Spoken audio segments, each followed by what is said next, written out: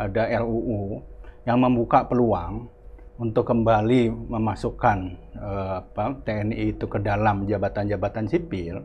Saya pikir problemnya pertama tadi ada kekhawatiran untuk kita kembali kepada praktik duifungsi yang menjadi problem pada masa Orde Baru. Dan momentumnya juga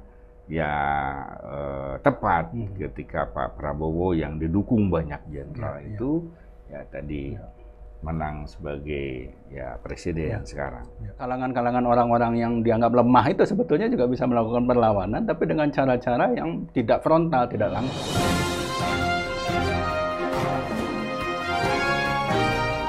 Jumpa lagi di Ruang Publik bersama DDM.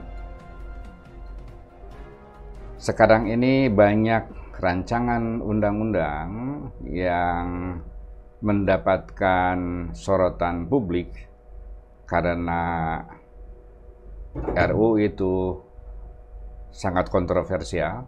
Sebagai contoh misalnya ada revisi RUU penyiaran yang membatasi karya jurnalistik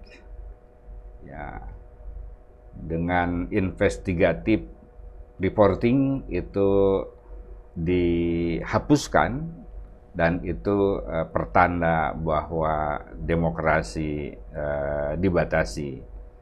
Muncul lagi RUU TNI yang akan merevisi peran dan kedudukan TNI aktif yang membolehkan mengisi jabatan bukan hanya di politik dan keamanan, tetapi di seluruh kementerian atau lembaga-lembaga publik yang lain sepanjang presiden menghendaki. Orang menilai ini sebagai usaha untuk kembali ke zaman Orde Baru. Di sini ada Pak Firman Manan yang bisa membahas apa implikasi revisi Undang-Undang TNI nomor 34 2004. Ketika revisi itu membolehkan jabatan-jabatan apapun diserahkan kembali ke TNI. Kita dulu tahu bahwa banyak jenderal, banyak TNI jadi gubernur, jadi wali kota, jadi bupati, ada juga camat, gitu. Seluruh sektor publik diisi oleh militer. Bagaimana dengan nasib ASN kalau gitu? Pak Firman, gimana? Ya, terima kasih Kang Deddy. Jadi saya mencoba melihat dari dua aspek. Yang pertama soal isu demokrasi, yang kedua isu soal birokrasi. Nah, yang isu demokrasi itu kan dalam banyak referensi sepertinya kita sepakat bahwa demokrasi itu kadangkala juga disetarakan dengan soal supremasi sipil. Bagaimana kemudian sipil itu memegang kekuasaan lah begitu ya. Apalagi kita ingat juga amanat reformasi kita tahun 98. Salah satunya kan memang ada trauma kita terhadap duifungsi ABRI pada saat masa Orde Baru. Maka saya ingat pada saat itu kan salah satu agenda kita itu soal bagaimana menghentikan duifungsi TNI ABRI pada saat itu, gitu. Dan itu yang kemudian kan dilakukan. Dan saya pikir itu seiring dengan langkah kita untuk melakukan transisi demokrasi. Karena saya pikir salah satu cara kita bicara bagaimana demokrasi yang baik itu kan tadi supremasi sipil. Nah, supremasi sipil ketika dihadapkan dengan soal-soal misalnya relasi sipil dan militer, itu kan memang ada beberapa model. Tapi misalnya saya memahami salah satu model itu adalah bagaimana model yang objektif adalah membuat TNI atau militer itu menjadi profesional. Nah, membuat militer jadi profesional itu ya menjalankan fungsinya. Dan kita memahami fungsi profesional dari militer, TNI, plus Polri lah ya kalau kita mau tambahkan fungsinya adalah soal pertahanan dan keamanan kan. Tidak keluar dari itu. Nah, sehingga kalau kemudian hari ini ada RUU yang membuka peluang untuk kembali memasukkan TNI itu ke dalam jabatan-jabatan sipil, saya pikir problemnya pertama tadi ada kekhawatiran untuk kita kembali kepada praktik difungsi yang menjadi problem pada masa Orde Baru. Lalu lebih jauh ya ini ada persoalan dalam konteks demokrasi, supremasi sipil. Yang pertama, yang kedua ada di soal ya birokrasi. Karena ini kan jabatan-jabatan sipil yang merupakan jenjang karir dari teman-teman birokrasi sebetulnya.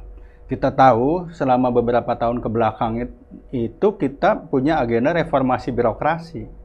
Bahkan ada kementeriannya, PAN dan RB, reformasi birokrasi, jadi khusus kementerian. Ya. Artinya kan ini sesuatu yang serius. Nanti bisa dibubarkan kalau revisi ini jadi ya. Sesuatu yang serius, termasuk kita lihat bagaimana upaya membangun birokrasi yang didasarkan pada merit system. Betul-betul objektif, mulai dari rekrutmen, kemudian pola pengembangan karir. Nah, kalau kemudian ada posisi bahkan di tingkatan katakanlah top manajemen ya untuk birokrasi itu bisa diisi oleh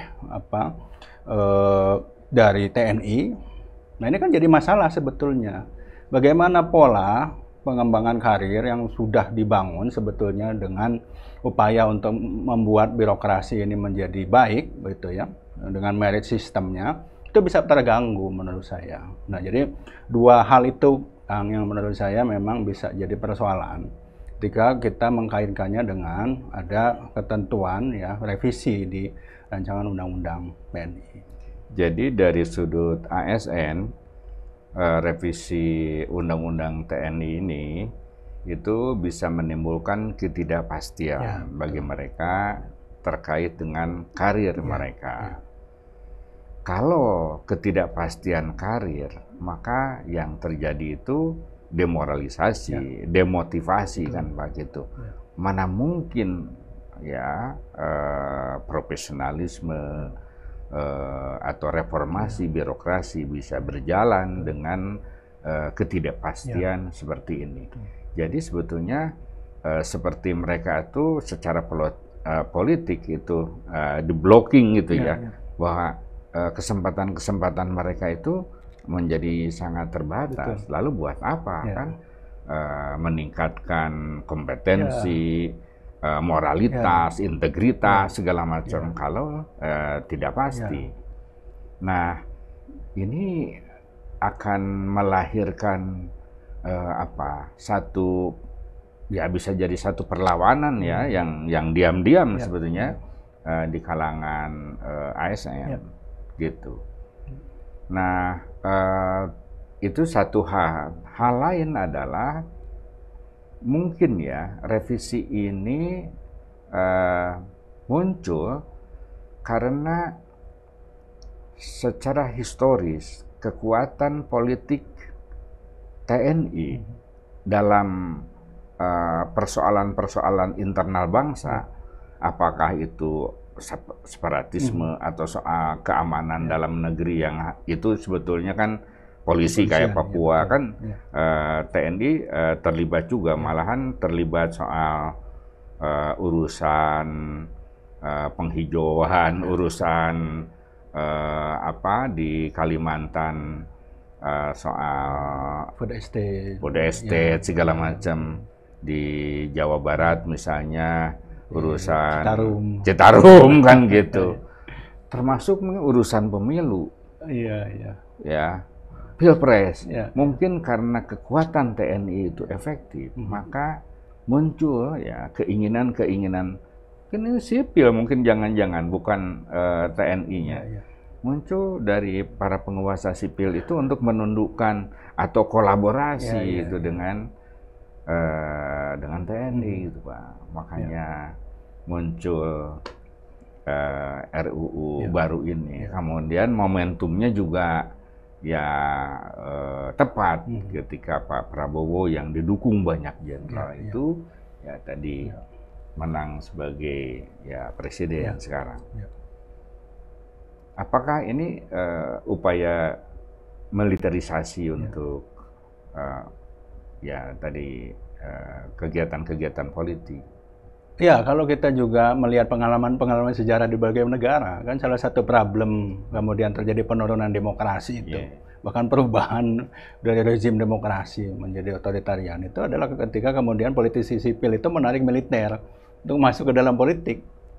Nah, jadi ini juga kembali problem kalau betul apa yang kemudian dugaan Kang Deddy itu ya, soal justru ini politisi-politisi sipil yang kemudian berusaha menarik kekuatan militer yang memang harus diakui, memang kalau kekuatan militer itu dia punya solid gitu ya, dia punya struktur sampai bawah gitu ya, dan dia punya kekuatan real lah ya, kekuatan yang konkret. Nah, makanya itu justru dengan kondisi seperti itu, kalau di dalam negara demokrasi yang sudah mapan, mereka dibiarkan profesional gitu. Mereka tidak diganggu, ditarik-tarik masuk ke dalam politik. Karena tugas mereka itu ya sudah jelas, fungsinya adalah fungsi pertahanan gitu. Itu saja gitu ya. Jadi soal-soal yang menyangkut politik ya itu diurus oleh politisi sipil. Nah, kalau itu yang terjadi, ya menurut saya yang pertama kan ini soal ketidakpercayaan diri dari politisi sipil sebetulnya untuk mengelola negara, mengelola pemerintahan. Nah, mestinya kan tidak seperti itu. Mestinya bagaimana kemudian memberdayakan gitu ya, resources yang ada itu di luar teman-teman TNI itu untuk kemudian bisa mengelola pemerintahan dengan baik, membuat pemerintahan stabil, membuat pemerintahan yang efektif itu menurut saya bukan dengan pemahamannya melibatkan TNI. Tapi ya itu bagaimana membangun relasi yang baik di antara politisi-politisi sipil gitu. Itu kan jauh lebih penting sebetulnya. Jadi kalau memang itu cara berpikirnya, menurut saya cara berpikir yang salah. Membayangkan bahwa negara, pengelolaan pemerintahan itu kemudian akan stabil, akan efektif kalau kemudian di situ terlibat kekuatan-kekuatan militer. Ya tidak seperti itu. Karena kembali kan kita juga harus membandingkan pengalaman-pengalaman tentu pada negara-negara demokrasi yang sudah mapan, sudah modern. Tidak ada keterlibatan dari militer, tapi mereka sangat stabil, mereka sangat efektif. Politisi sipilnya punya kepercayaan diri yang tinggi untuk kemudian mengelola negara. Militer ya difungsikan sesuai dengan apa yang menjadi tugas-tugas profesionalnya. Jadi pasal tambahan tadi bahwa TNI bisa aktif di jabatan-jabatan publik yang lain ya selain keamanan dan pertahanan, ya, itu menunjukkan bahwa demokrasi itu akan terganggu. Ya bisa terganggu, betul. Ya, kan? Dan itu kan pengalamannya memang seperti itu. Di Indonesia kita mengalami itu selama Orde Baru, di negara-negara lain juga kita punya pengalaman seperti itu. Jadi orang-orang yang kritis misalnya nanti itu akan dipantau dan kemudian dipanggil kan dulu kan gitu ya. Gitu. Kemudian pers juga kan gitu dipanggil dan diminta untuk tidak memuat berita gitu yang dianggap membahayakan keamanan misalnya, yang tentu saja tafsirnya subjektif misalnya. Ya termasuk yaitu soal mengelola negara bisa efektif, bisa stabil itu kan kuncinya profesionalitas. Jadi satu tadi kita bicara TNI yang profesional, ya tempatkanlah sesuai dengan fungsinya. Kedua tadi juga yang dikatakan ini di soal bagaimana birokrasi itu menjadi profesional. Begitu. Birokrasi profesional itu kan tentu punya karakter yang spesifik, yang khusus, yang mereka mempelajari itu sejak awal. Nah kalau tiba-tiba begitu ya ada kemudian figur-figur lah katakanlah ya dari institusi di luar birokrasi kemudian masuk, kan ada karakter, misalnya ada budaya organisasi yang juga tidak mudah dia pahami, kan tidak bisa beradaptasi dengan mudah. Memang misalnya ada poin soal leadership. Oke lah kalau kita bicara soal leadership institusi TNI punya keunggulan di situ. Tapi kan soal mengelola pemerintahan lewat birokrasi itu bukan hanya soal leadership. Yang harus diingat kan birokrasi ini justru mesin pemerintahan sehari-hari. Bagaimana dia kemudian menjadi efektif. Nah, ada karakter-karakter budaya organisasi di birokrasi itu gitu ya, yang kemudian memang hanya dipahami oleh teman-teman birokrasi. Bahkan kadang-kadang pada tingkatan tertentu politisi itu nggak paham juga. bagaimana pemerintahan mereka kelola. Sehingga kan ada yang menggunakan istilah birokrasi itu official dome. Jadi dia kerajaan tersendiri sebetulnya juga, kekuatan tersendiri. Nah, jadi Kang Deddy juga katakan jangan-jangan ini malah kalau bisa mereka merasa terganggu, nah bisa juga muncul resistensi karena mereka ini adalah menurut saya salah satu kekuatan penting juga dalam pengelolaan negara. Yang menjalankan pemerintahan sehari-hari itu kan birokrasi sebetulnya. Politisi itu bisa berganti apapun. Makanya kembali kalau kita lihat di negara-negara demokrasi modern, politisi bisa berganti setiap saat. Tapi negara pengelolaan pemerintahan berjalan itu karena birokrasinya yang kuat, birokrasinya yang profesional, birokrasi yang berintegritas. Jadi menurut saya ya ini juga demokrasi itu dibangun karena unsur profesionalitas. Semua institusi-institusi itu menjalankan fungsinya sesuai dengan apa yang menjadi yang dia miliki ya, membangun profesionalitas. TNI dengan profesionalitasnya soal pertahanan, birokrasi dengan profesionalitasnya mengelola negara gitu ya, dan seterusnya. Jadi di kalangan birokrasi itu bisa melakukan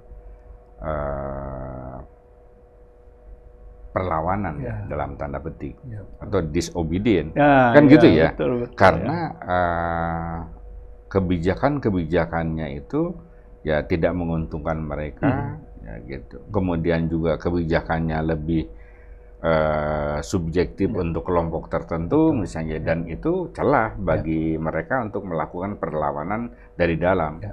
Bisa surat jadi berlarut-larut kan bisa gitu tuh, dan mereka sangat menguasai. Oh iya, betul. Termasuk kan bagaimana ngatur keuangan segala macam gitu. Betul.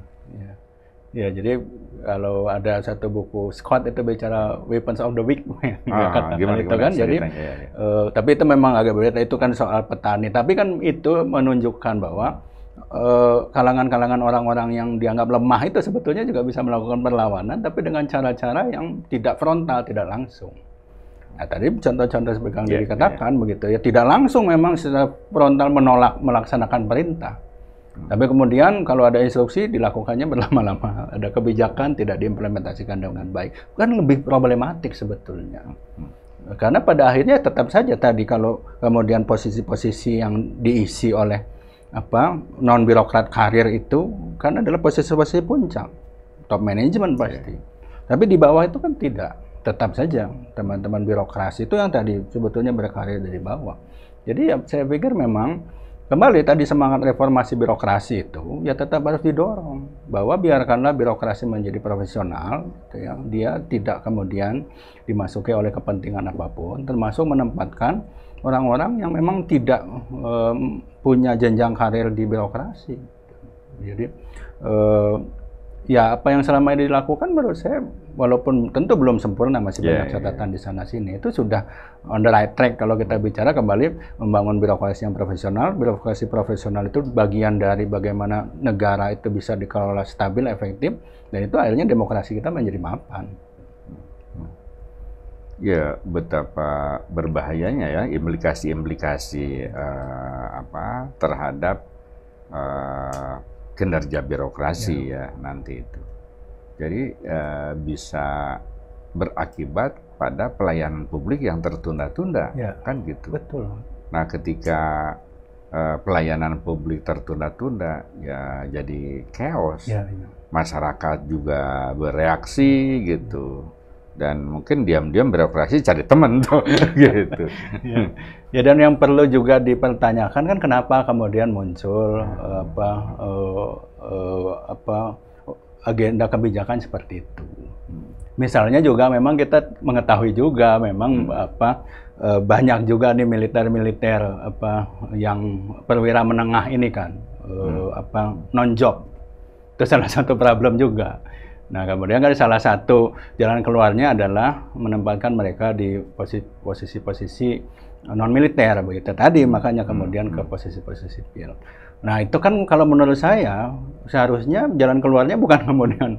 Jadi artinya ada tadi beberapa petinggi militer yang cenderung non-job gitu. itu memang harus dipertimbangkan, harus dipikirkan, dan harus dicarikan jalan keluarnya.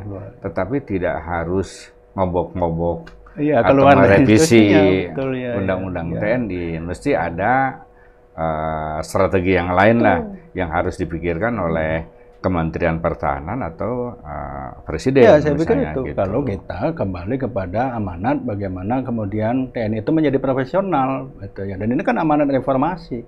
Jadi kita nggak boleh keluar dari itu. Kalau menurut saya, ya restrukturisasinya ya di militer itu sendiri.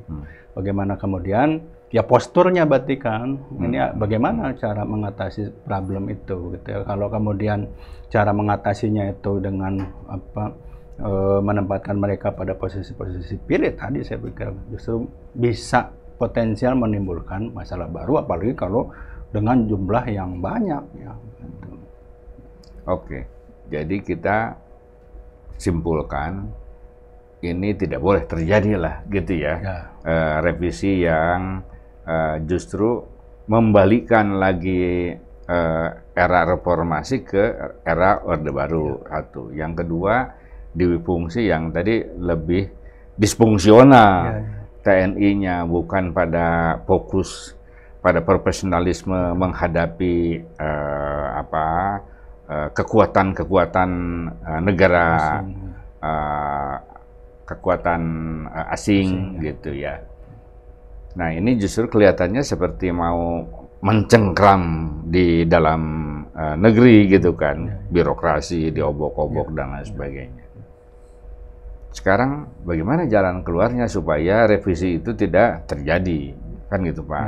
Padahal itu merupakan inisiatif dari para anggota DPR sekarang, dan DPR sekarang kan lebih menekankan pada harmoni dengan orkestra yang dipimpin oleh Presiden, kira-kira gitu konduktornya itu.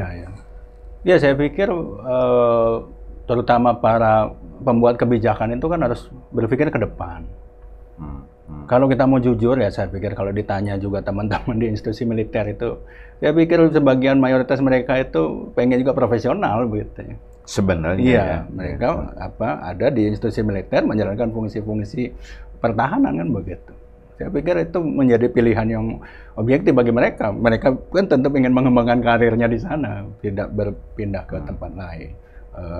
Lalu ya tadi politisi-politisi sipil ini ya menurut saya harus percaya diri bahwa negara ini ya jabatan-jabatan sipil itu ya memang harus dikelola oleh sipil. Jadi tidak perlu berpikir bahwa teman-teman militer itu, ini juga kadang-kadang ya, saya pikir ini problem kita di negara-negara berkembang lah ya. Jadi seakan-akan masih ada posisi yang tidak equal, gitu. Bahwa figur-figur yang berasal dari militer itu punya sesuatu yang lebih. Ya mungkin, tapi kan bukan berarti kemudian sipil tidak mampu. Kembali lagi ketika kita bisa demokrasi, kita bicara supremasi sipil, ini kan equal.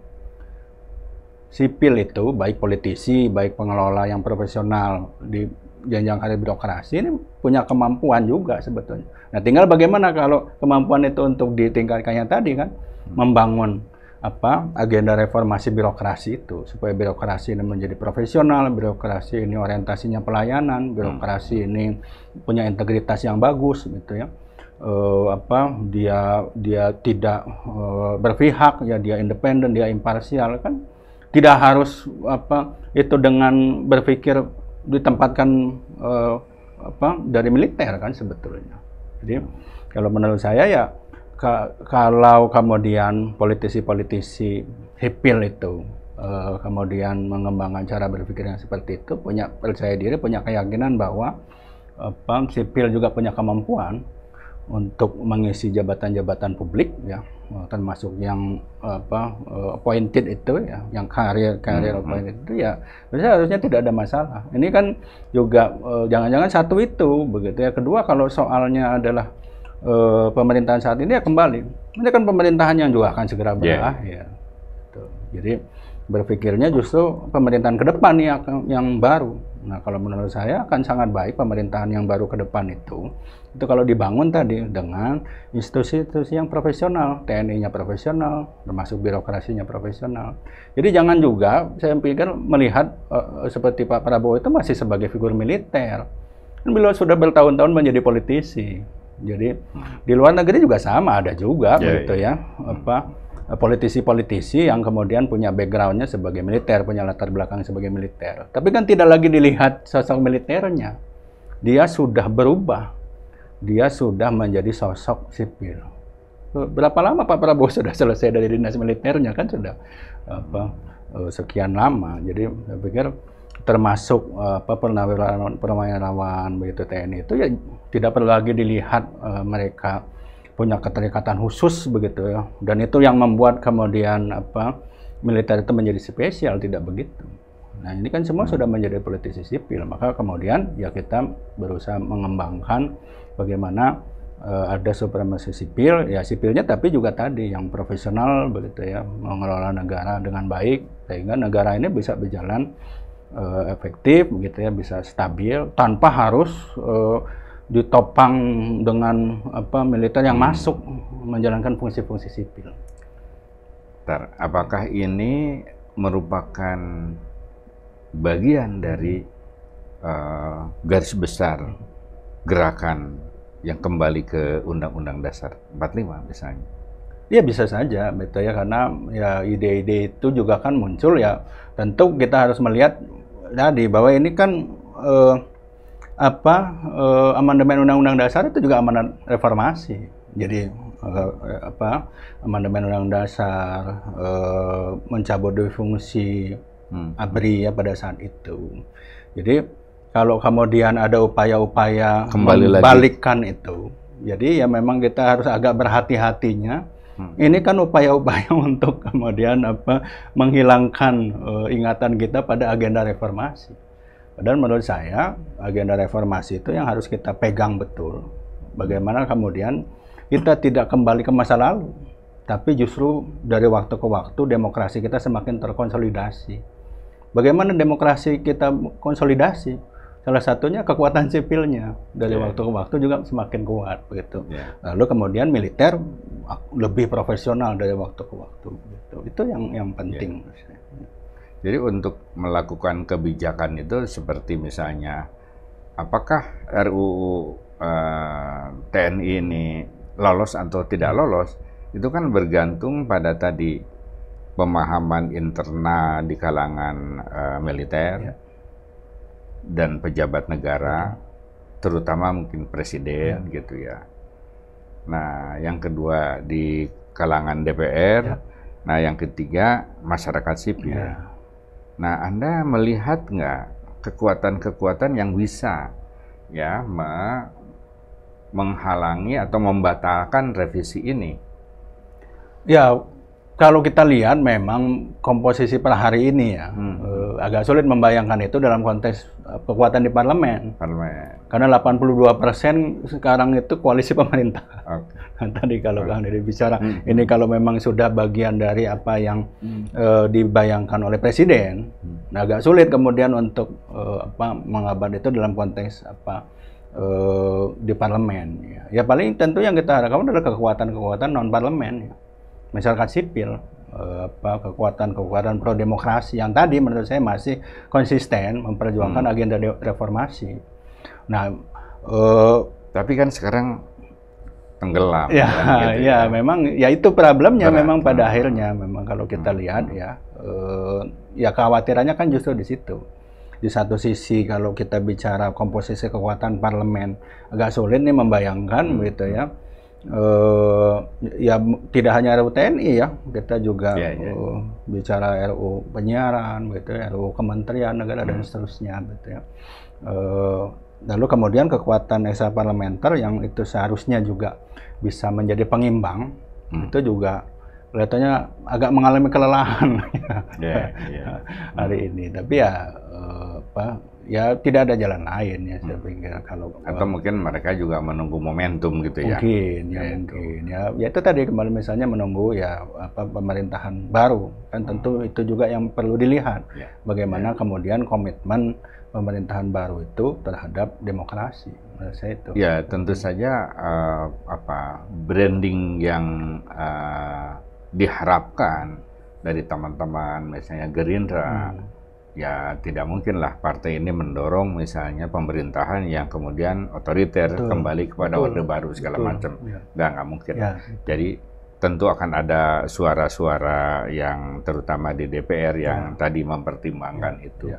PDIP juga saya kira gitu. Mungkin dalam hal ini tidak akan mudah diam gitu misalnya. Tentu akan memberikan respon yang